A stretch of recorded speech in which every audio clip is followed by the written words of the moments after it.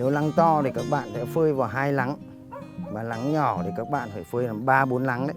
Thời gian nó đã đủ phơi rồi thì các bạn lúc đấy đem ra chiên là ta thưởng thức được rồi. Ta chấm có cả tương ớt. Rất thơm, rất ngon. Đúng mùi vị của lạp sườn.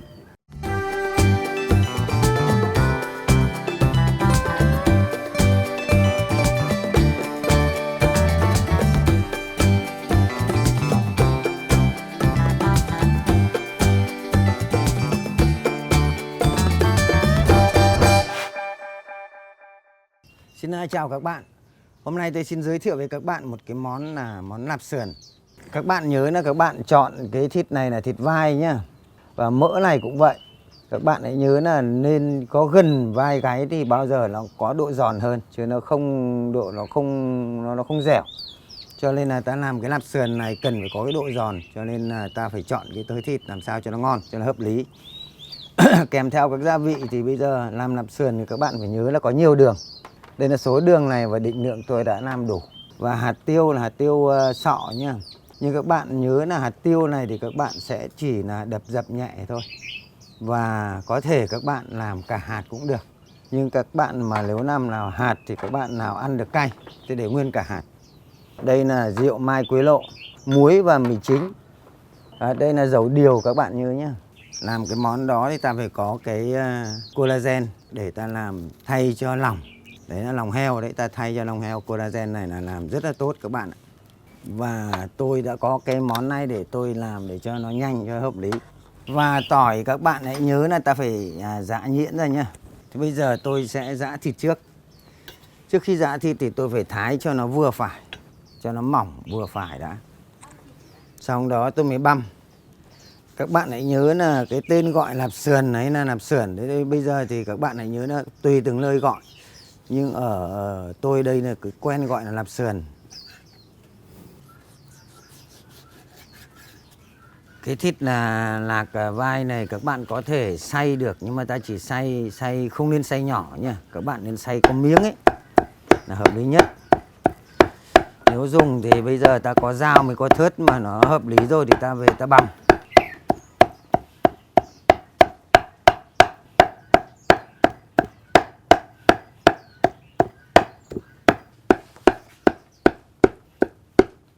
Đây tôi băm như thế này là được rồi các bạn ạ.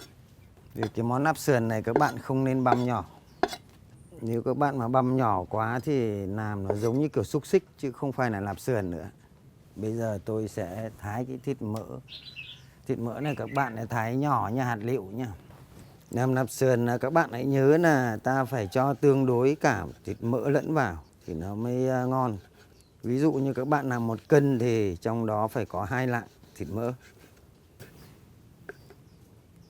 Đây tôi đã thái xong rồi. Tôi sẽ trộn lẫn vào một thịt vai. Xong đó tôi trộn đường, trộn các gia vị.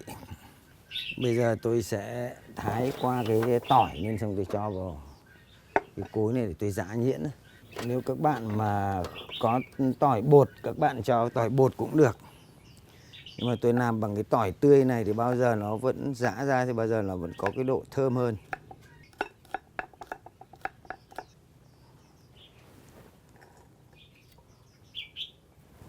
Các bạn nhớ là tỏi các bạn phải giã nhuyễn ra.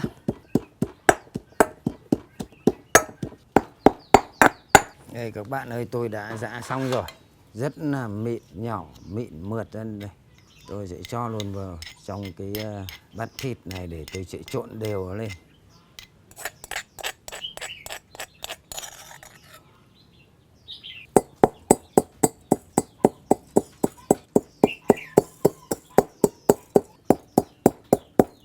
Tôi đã giã hạt tiêu xong rồi, các bạn nhớ là tôi chỉ giã dập thôi nhé. Các bạn nhớ là hạt tiêu là lên rang lên, mà tôi đã rang rồi, rang thì nó mới thơm. Đây tôi trộn thật là đều lên.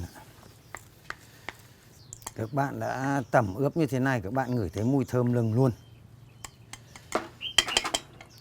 Bây giờ tôi sẽ cho đường. Lạp sườn các bạn nhớ là phải cho nó ngọt. Nhưng cũng đừng nên cho nhiều quá lại ngọt quá. Đây là tôi cho rượu mai Quế Lộ các bạn. Đây cái rượu mai Quế Lộ này để tôi cho tất này. Tôi cho một chút mì chính, một chút muối gia vị, một chút muối tinh này.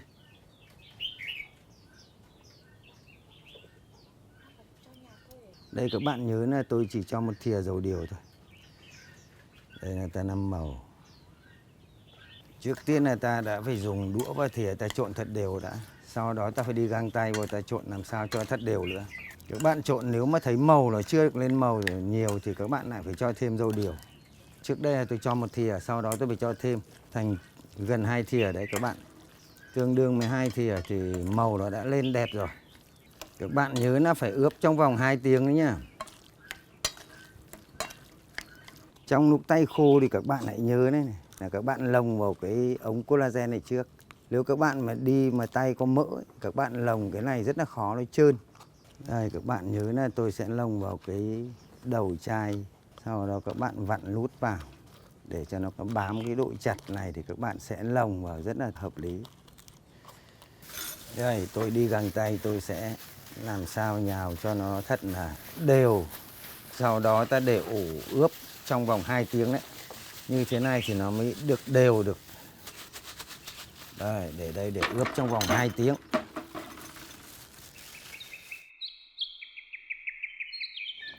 Đây các bạn ơi, đầu tiên tôi phải rót cho một chút dầu ở đây để cho nó có độ trơn.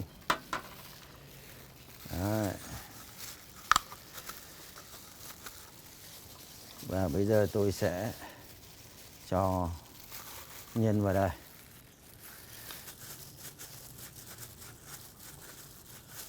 Đây, tôi vẫn cứ đang luồn nó như thế này để cho nó hợp lý. Ta làm nhẹ nhàng thì lúc nào nó cũng hợp.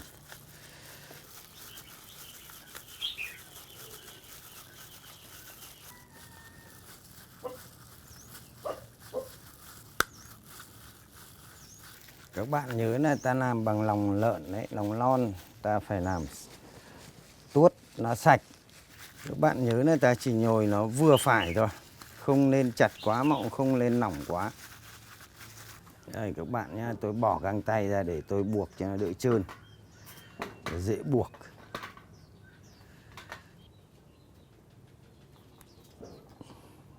Đây các bạn nhớ là ta phải châm cho nó ra hơi. Phải châm cho nó ra hơi xong thì các bạn mới đem phơi. Các bạn nhá, tôi đã chọc xong rồi đây. Đấy, tôi chọc cho nó ra hơi tôi mới lăn vào rượu mai Quế Lộ. Đấy, xong tôi để ở đây để tôi đi phơi. Đây các bạn làm dài từng cái một cũng được mà làm gấp đôi cũng được.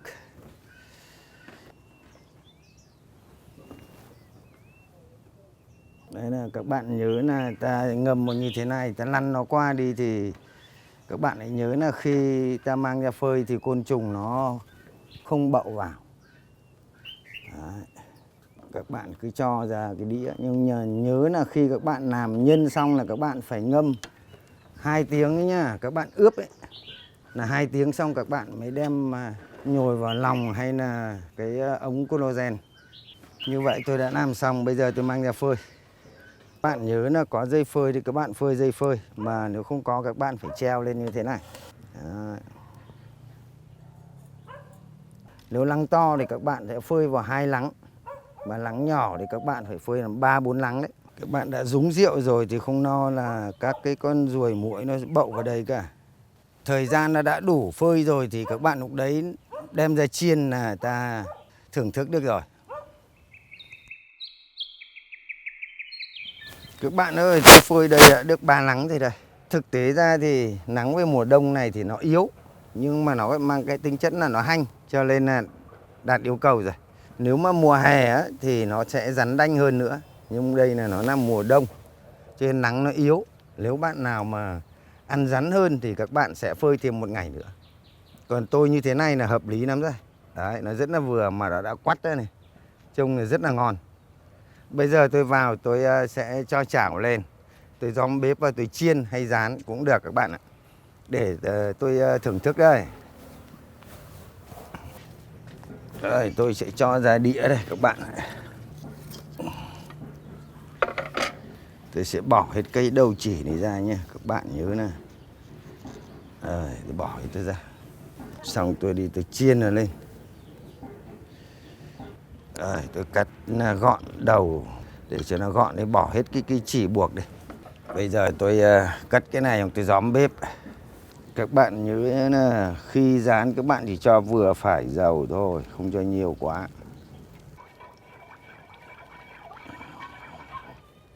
Đây, bây giờ tôi sẽ cho lạp sườn vào để tôi rán. Các bạn để thêm một chút nữa để cho nó nóng chảo này.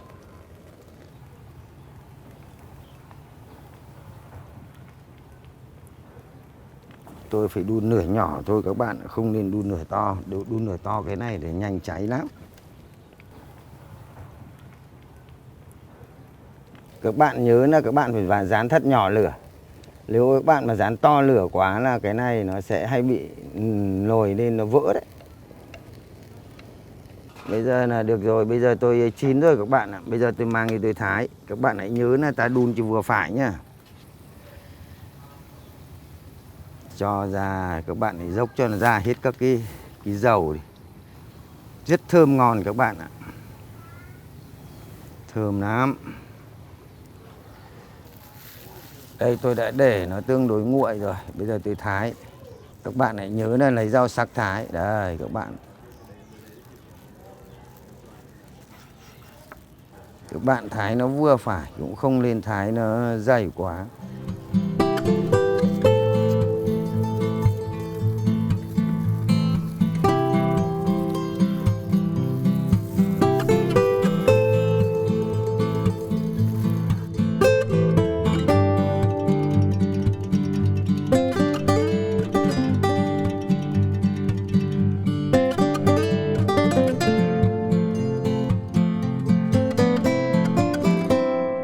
Đây các bạn ơi, tôi đã chiên chín rồi, tôi để nguội, tôi thái ra và bày lên đĩa. Bày lên đĩa xong rồi để tôi thưởng thức các bạn. Xem là cái món nắp sườn đây thì chính tay tôi làm ra xem là nó ngon như thế nào đây. Ta chấm có cả tương ớt. Rất thơm, rất ngon. Đúng mùi vị của lạp sườn. Chua chua của thịt, rồi cái cay của hạt tiêu. Các bạn đừng nên làm khô quá, nếu khô quá ăn nó không còn vị gì nữa. Tôi thấy rằng như thế này đã rán lên đã thấy là nó rắn rồi.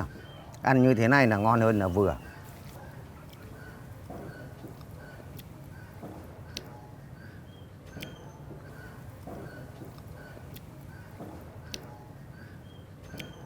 Cái món này các bạn uống với bia là hợp lý.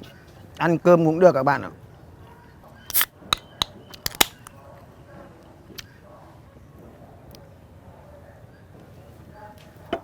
Ôi chà chà. Các bạn mà làm nhiều ấy, các bạn mời bạn bè hoặc người thân trong gia đình, các bạn nhậu với bia thì món này rất là vào các bạn ạ.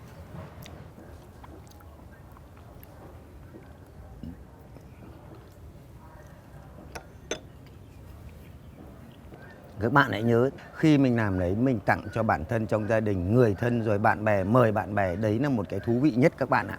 Xin cảm ơn các bạn đã theo dõi. Chúc các bạn luôn vui tươi và mạnh khỏe. Xin cảm ơn các bạn. Xin chào tạm biệt. Xin hẹn gặp lại ngày hôm sau.